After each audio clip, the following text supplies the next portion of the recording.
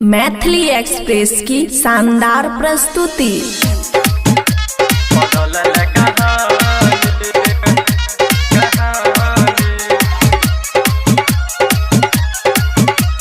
खुशी recording studio बलुआहा।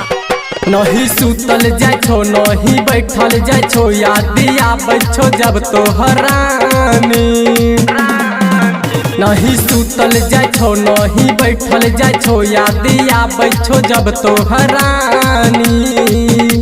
गिरानी गिरानी बदलल कहानी, गिरानी गिरानी बदलल कहानी।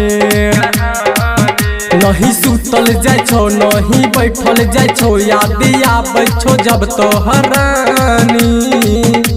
गिरानी गिरानी बदलल कहानी, गिरानी गिरानी बदलल कहानी।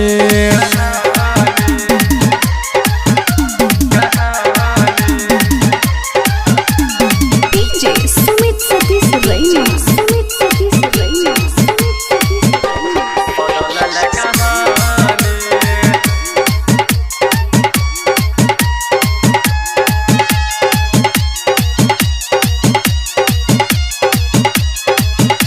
खुशी रिकॉर्डिंग स्टूडियो बलुआहा। तोरा दुआरा पायलो बाराती, रोए छियो हम पीट के गई छाती।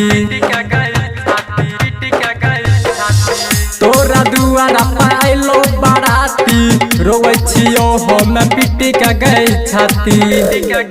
तू तपिया घर जेबही गे माजा उठेबही, हम तो अब मरबो आसानी।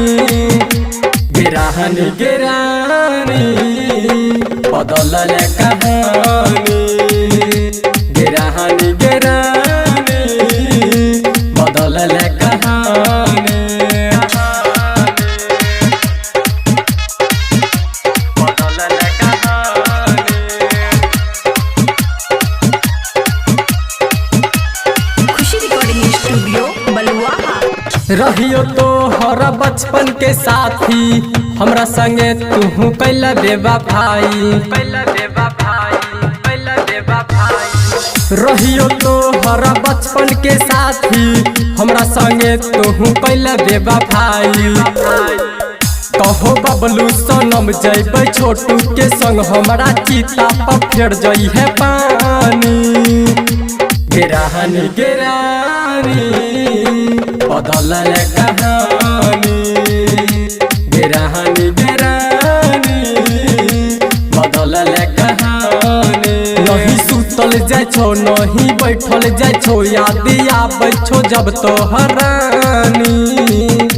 गिरानी गिरानी बदलल कहानी, गिरानी गिरानी बदलल कहानी। खुशी रिकॉर्डिंग स्टूडियो बलुआहा।